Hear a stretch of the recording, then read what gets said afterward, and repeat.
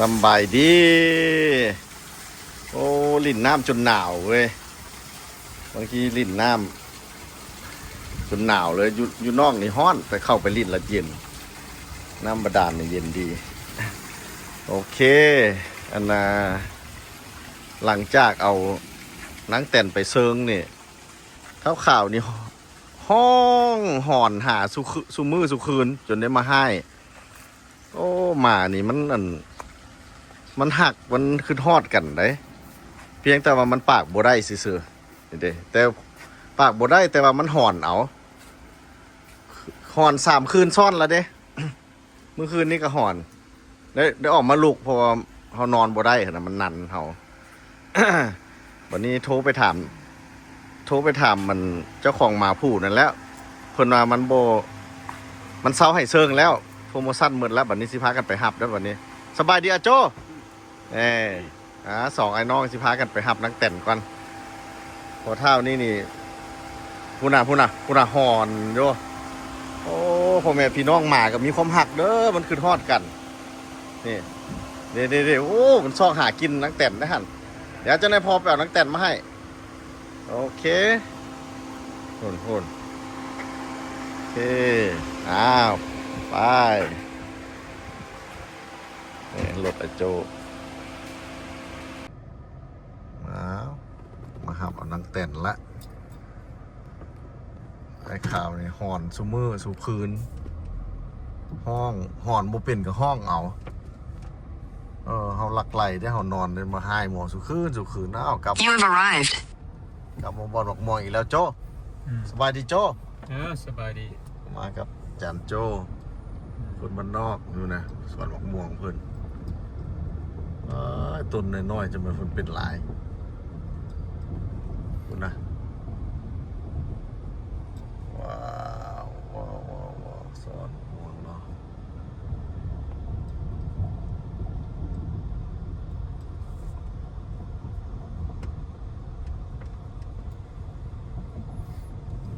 เต้นนี่โอ้หนังเต้น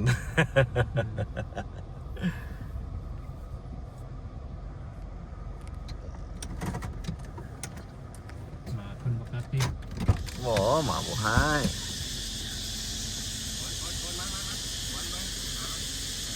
เสร็จละสบายดีชื่อพ่อแล้วบ่ลูก2 ตัวเฮ็ดจังไดเอ้าโบเจ้าบูอยู่แล้วบูไหวตีเจ้าคนเดียวต้องมี2 คนคุณโอ้บ่ได้เจ้าสิไปไหว2คนน่ะนี่แล้วอีกผู้นึงมีผู้ชายอีกผู้นึงบ่เปิดปิดตู้ไว้ป่ะตอนนี้สิปล่อยนังแต่นออกมาขึ้นรถเปิดแต่ย่านจูนิสิกัดกับเราสาวๆอยู่นี่ว่าไอ้ปอยเอาเลยได้ป่ะฮะได้แต่เจ้าไหวบ่ถ้าไอ้ไข่นี่มันเล่นขึ้นรถนี่น่ะ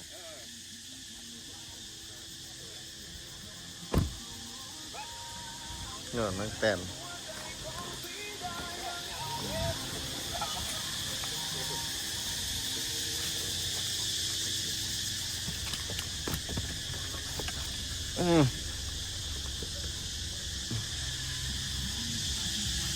แต่มาเบิ่งไอ้ผู้เจ้ามาซอยค่อยตัวผู้ซื้อออกนำ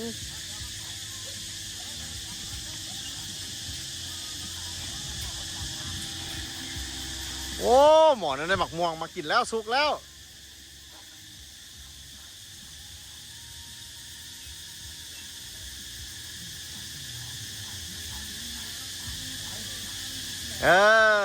มา เอาเศร้าให้เซิงแล้วเนาะว้าจากว่าเบิ้งต้องมีเจ้าของเพิ่นต้องเป็นเจ้าของเพิ่น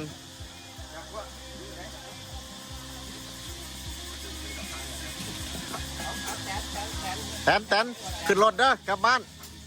เดี๋ยวเบิ่งดูโอ้ไอ้ข่าวบ่เดียวลูกบ่เดียวใจเย็นลูกบ่เดียวไอ้ข่าวห่อนสุคืนเลยไอ้ข่าวซอกนังแต่น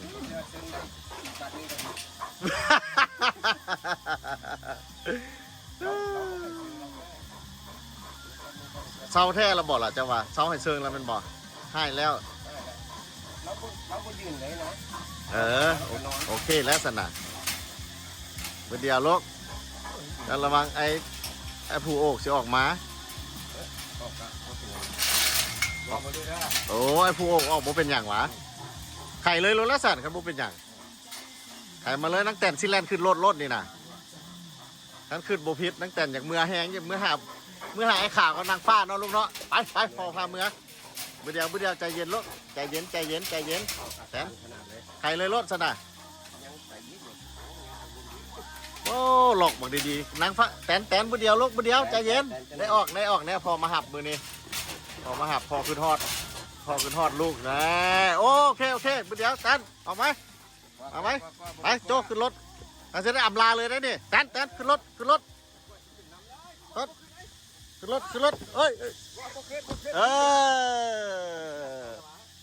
เสื้อเอาแล้วเขาจะเอาชิ้นรถได้ดิเขานี่นะโอเค ว่ามาก็ไปแล้ว โอ้ไอ้นี่กับโจ๊กขึ้นรถไว้ขึ้นรถ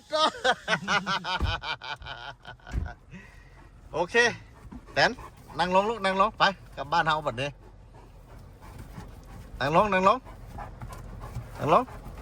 โอเคไปบัดนี้นะอ้าวพานังแต่นมาแล้วมือแรงกับสิบได้นันแล้วบัดนี้3-4 มือมานี่โอ้ยเท่าข่าวเฮาหอนบ่เป็นกับห้องเอาโอ้ซอกหานังแต่นอย่าสว่าเด้อสัตว์มีความรู้สึกเด้อหลายมือแล้วก็ยังบ่ลืมมีแต่มันปากบ่ได้ซื่อๆก็เลยว่ามื้อนี้ตื่นเช้ามาก็เลยว่าโทรไปถามเขาเจ้าซะว่ามันเชิงแล้วล่ะติอีต้นหมอขาวห้องไห้ซุมื้อนี่พามาฮอนเทือนแล้วบัดนี้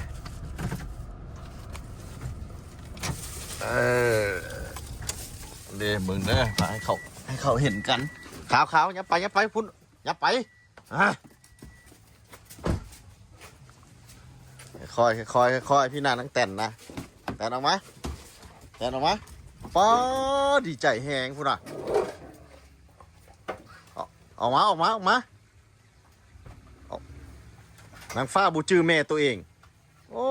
นางฟ้านี่แม่โตได้ฮะน่ะนางฟ้าบูจื้อแม่สมอเพิ่นขึ้นไปเป็นหมาอื่นมาโอ้มันมีกลิ่นอื่นเด้นางฟ้าแม่เจ้านะฮะนะมันมีกลิ่นผู้บ่าวอยู่เด้จื้อแล้วบัดนี้สิได้อาบน้ำให้นางแต่นก่อนพอเขาเจ้าเซิงกันน้ำลายถือหลายแล้วมันจะโอ้ไอ้โจ้ไปใส่มากขึ้นได้เครื่องมาหลายท่านนี่นะ มาแต่บ้านสำคัญนะมาแต่บ้านนอก นี่สิได้หลานแล้วตัวผู้ไปเซิงเที่ยวแล้วนี้เซิงนางฟ้านี่นางฟ้าออก9 ตัวพุ่นเดี๋ยวนี้เอามาเซิงนางแต่นนี้หมดเด้อมารุ่นน้ำกันว่าสิออกจากตัวมานี่เขาเจ้าถือพา2 เดือนออกโลดมานี่นะ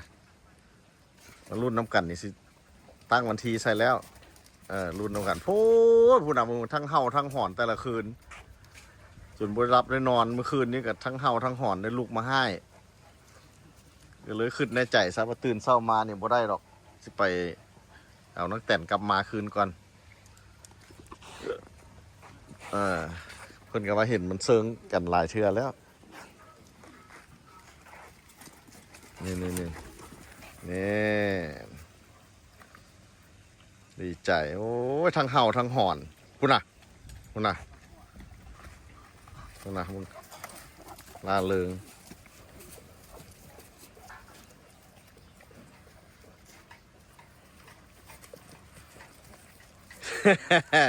โอ้บ่ได้เห็นกันหลายมือทั้งเห่าทั้งหอนพูนปั่นเด็กน้อยเอาข่าวพูนนะฮึบโอ้ตัวนี้บัวทายเด็กน้อยบัวทายยันมีเด็กน้อยเบิงดีใจหุ่น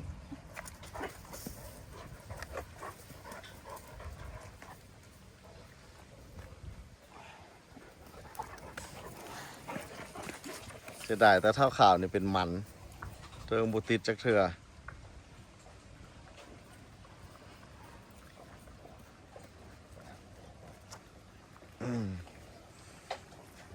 เมืองล้มพายุแหงมาสันผัดอันนี้จนจีบมันกระโดกแล้วมันหลายปีแล้วตัวนี้ซื้อมาใหม่ก็เลยยังบุจีกเถื่อ